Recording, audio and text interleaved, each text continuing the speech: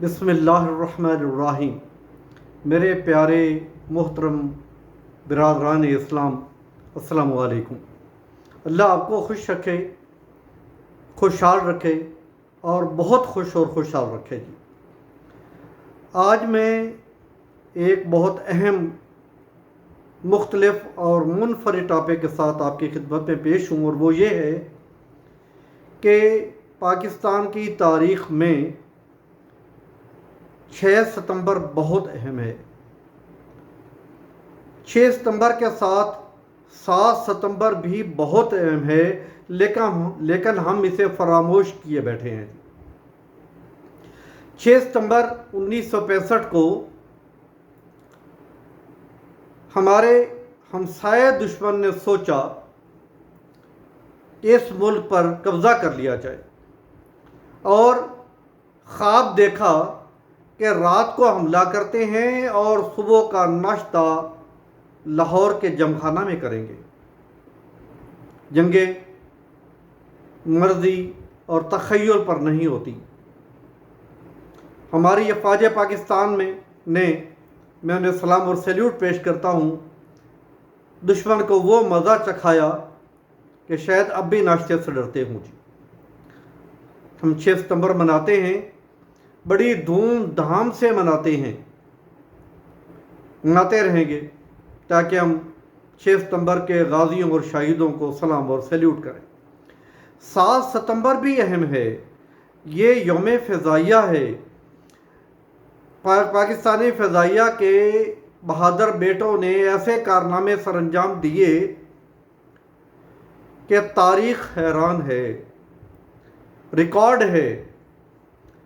عالم جیسے بیٹوں نے دشمن کو مار بھگایا، 1 منٹ میں 5 طیاروں کو گرایا۔ 7 ستمبر ایک اور لحاظ سے اس سے بھی اہم ہے، اور ہم اس لیے فراموش کیے ہوئے ہیں کہ ہمارے پالیسی میکر اور ہمارے پالیسی میکرز کے آقا یہ نہیں چاہتے کہ ہمیں اس دن کی اہمیت کا پتہ چلے۔ ہم اس لیے نہیں مناتے کہ یہ ہماری کتابوں میں نہیں آیا، یہ اس لیے نہیں مناتے کہ اس پر ہم نے ترانے نہیں لکھے، یہ اس لیے نہیں منایا جاتا کہ کفر کو ہضم نہیں ہوتا۔ یہ کیا دن ہے؟ یہ 7 ستمبر 1974 کا دن ہے، اور اسے یوم عقیدہ ختم نبوت یا یوم ختم نبوت یا یوم جشن ختم نبوت کا نام دیا جا سکتا ہے۔ میں تھوڑی تفصیل میں جاؤں گا۔ پس منظر اس کا یہ ہے کہ انگریز اور باطل قوتیں، زیادہ کہنا مناسب ہے کہ باطل قوتیں، طاغوتی قوتیں، جو نہیں چاہتی کہ اسلامی قوتیں پنپ جائیں، جو نہیں چاہتی کہ آقا محمد رسول اللہ صلی اللہ علیہ وآلہ وسلم کے ماننے والے دنیا میں فروغ پائیں، طاقت میں ہوں، اقتدار میں ہوں، تعاون پائیں، نہیں جو چاہتے۔ ان کا ایجنڈا ہے کہ فتنے پیدا کیے جائیں۔ مسلمانوں سے نہ کبھی لڑ سکے ہیں، نہ آج لڑ سکے ہیں، نہ کبھی لڑ سکیں گے۔ قرآن کا یہ حکم ہے کہ مسلمان کم از کم 10 غیر مسلم پر حاوی ہے، اور اللہ طاقت بڑھائے تو یہ بہت ہو سکتی ہے۔ پھر لڑتے کیسے ہیں؟ منافق کی طرح پیٹھ میں چھرا گھونپتے ہیں، پالیسیاں ایسی بناتے ہیں۔ تو ان باطل قوتوں نے بر صغیر میں ایک فتنہ پیدا کیا، اور ایک جھوٹے لعین آدمی کو اس بات پہ راضی کیا کہ وہ نبوت کا دعویٰ کر دے، نبوت کا دعویٰ کر دے۔ ایسا ہوا، اس لائن نے نبوت کا دعویٰ کیا، بے شمار چالیں چلی، کبھی مہدی کا دعویٰ کیا، کبھی نئے نبی کا دعویٰ کیا، کبھی وقت کے امام کا دعویٰ کیا، اور بالآخر اپنے آپ کو کہا کہ نعوذ باللہ من ذالک کہ وہ نبی ہے۔ اور اس کے ماننے والوں کو سرپرستی حاصل رہی ان باطل قوتوں کی، مالی، معاشی، سیاسی۔ آپ اندازہ لگائیے، میں ایک چیز آپ کے سامنے رکھتا ہوں کہ چند سال ہوئے اس فتنے کو پیدا ہوئے، اور اس کا ایک پیروکار، اس کا ایک چیلا چماٹا پاکستان میں وزیر خارجہ بن گیا۔ حد ہے۔ ظفر اللہ خان پاکستان کے وزیر خارجہ قادیانی تھا۔ اس فتنے نے سر اٹھایا تو ایمان کی بصیرت رکھنے والے بر صغیر کے بزرگوں نے اس کے سامنے صدرات کھڑی کی۔ ان میں حضرت خواجہ قمر الدین سیالوی، پیر میر علی شاہ، سید ابو الاسناد قادری، سید ابو البرکات قادری، جمیل شرک پوری، مولانا شاہ احمد نورانی، مفتی محمود نصر اللہ خان، شاہ احمد نورانی جیسے بزرگوں نے اس کا راستہ، باطل کا راستہ روکنے کی کوشش کی۔ 18 جنوری 1953 کو تحریک تحفظ ختم نبوت قائم ہوئی۔ اسمبلی میں قراردادیں جمع کروائی گئیں کہ اس کا راستہ روکا جائے اور بنیادی عہدوں پر موجود قادیانیوں کو ہٹایا جائے۔ اس وقت تک قادیانی ہماری حکومت میں ڈر آئے تھے، آپ اندازہ لگا لیں۔ یہ کام چلتا رہا، انہوں نے اپنا کام جاری رکھا، ہماری تحریک جاری رہی۔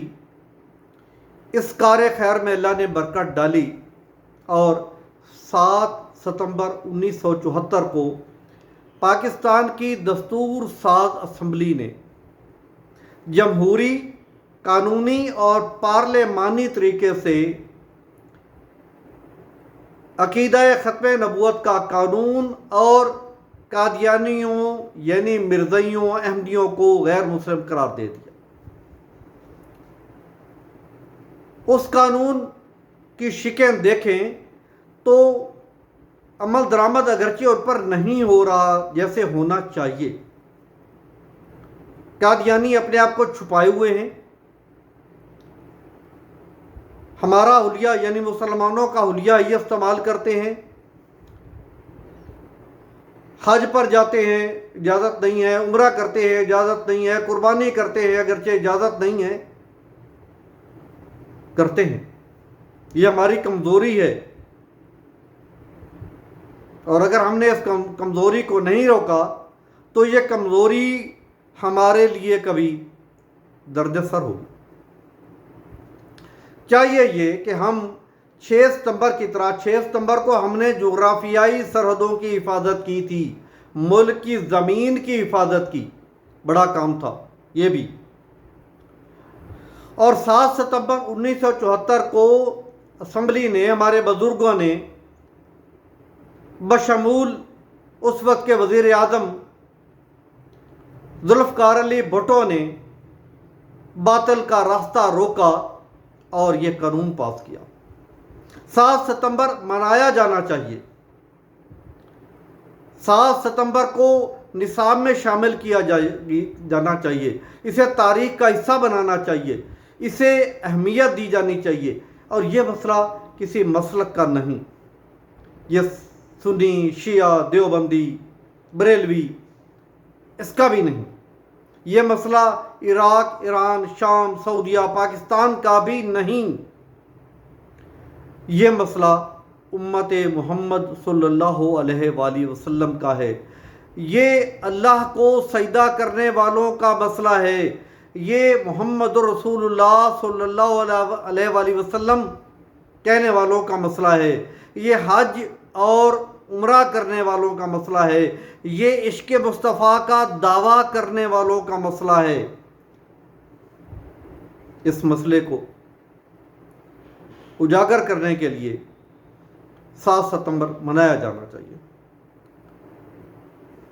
منائیں تہذیب سے، مہذب طریقے سے، لیکن منائیں ایسے کہ آنے والی نسل کو معلوم ہو کہ 7 ستمبر کو ہم نے کیا حاصل کیا، اور اس کی بنیاد پر ہمیں کیا کرنا ہے؟ میرے دوستو، میری آواز سننے والوں، ممکن ہے کیونکہ میڈیا پر، سوشل میڈیا پر اقتدار زیادہ انہی کا ہے، تو جو میری آواز سن رہے ہیں اسے محفوظ کر لیجئے گا، اسے سیو کر لیں، میرا چینل سبسکرائب کریں، اس پیغام کو آگے پہنچائیں، زیادہ سے زیادہ پھیلائیں۔ اور آخر میں یہ نظم کی صورت میں بتانا چاہوں گا کہ 7 ستمبر کیسے منایا جائے۔ میں نے 7 ستمبر کو 3 دن پہلے منایا ہے، ایک نعتیہ مشاعرے کا آغاز کر کے۔ میں یہاں پیغام بھی دینا چاہوں گا آپ کے ذریعے کہ اگلے سال 7 ستمبر تک 13 مشاعرے ہوں گے میرے گھر میں، حمدیہ مشاعرے، حمد و نعت کے مشاعرے ہوں گے۔ 7 ستمبر 2024 تک 13 مشاعرے ہو جائیں گے۔ ہر مہینے کے پہلے اتوار، ہر شمسی مہینے کے پہلے اتوار کے 2 بجے تک شعراء نے پہنچنا ہوگا۔ بر وقت آنے والے شاعر کو 10 نمبر ملیں گے۔ 130 میں سے 60% نمبر لینے والے ایک قرآن اندازی کے اہل ہوں گے۔ اس قرآن اندازی میں جیتنے والے خوش قسمت کو عمرے پر بھیجا جائے گا۔ ہر مشاعرے میں وقت پر آنے والے شعراء کے درمیان بھی ایک قرآن اندازی ہوگی اور جیتنے والے خوش قسمت کو تحفہ تحائف سے نوازا جائے گا، کھانا بھی پیش کیا جائے گا۔ ہم آنے والے شعراء کو، میں اور میرے اہل خانہ، آقا صلی اللہ علیہ وسلم کے مہمان سمجھیں گے اور ان کی خدمت اس نیت اور خلوص سے کریں گے۔ 7 ستمبر اگر کہیں اور موقع اگلے سال نہ ملے تو 7 ستمبر کو میرے گھر تشریف لائیے گا، بلال ٹاؤن، رینجر روڈ، سیالکوٹ پر جی۔ ہم ایک حمدیہ مشاعرے کے ذریعے 7 ستمبر، میں نے ایک بار پھر کہہ دیا کہ ہم نے مہذب طریقے سے 7 ستمبر منانا ہے۔ دیکھیے میری اس نظم میں کہ 7 ستمبر کیسے منانا ہے۔ نعتیں لکھیں اور سنایا کریں، نعتیں لکھیں اور سنایا کریں، 7 ستمبر یوں منایا کریں۔ دیکھیں میں نے کتنا پرامن رہنے کی بات کی ہے۔ اسلام امن کا دائی ہے، ہم امن کے دائی ہیں۔ نعتیں لکھیں اور سنایا کریں، 7 ستمبر یوں منایا کریں۔ ایک ہی مسلک کا نہیں کام، ایک ہی مسلک کا نہیں کام یہ، حق کا ترانہ سبھی گایا کریں، 7 ستمبر یوں منایا کریں۔ باندھیں کفن اور بہادر بنے، باندھیں کفن اور بہادر بنے، ہاتھوں میں قرآن اٹھایا کریں، 7 ستمبر یوں منایا کریں۔ دے نہیں سکتے جو عقیدت پہ جاں، دے نہیں سکتے جو عقیدت پہ جاں، ان کا بھی ایمان جگایا کریں، 7 ستمبر یوں منایا کریں۔ ختم نبوت عقیدہ ہے حق، ختم نبوت عقیدہ ہے حق، حق تو عقیدے کا نبھایا کریں، 7 ستمبر یوں منایا کریں۔ گر ہو ضرورت تو وعدہ کریں، گر ہو ضرورت تو وعدہ کریں، موت کو سینے سے لگایا کریں، 7 ستمبر یوں منایا کریں۔ یاد رہے کربلا، یاد رہے کربلا، جذبہ شہادت کا سکھایا کریں، 7 ستمبر یوں منایا کریں۔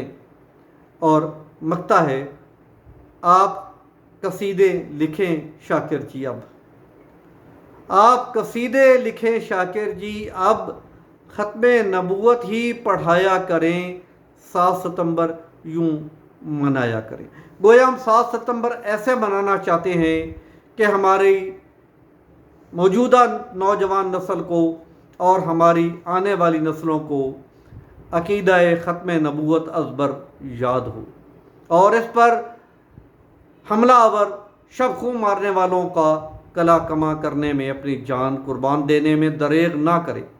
اللہ میرا اور آپ کا، ہم سب کا امت محمد صلی اللہ علیہ وآلہ وسلم کا حامی و ناصر ہو۔ والسلام۔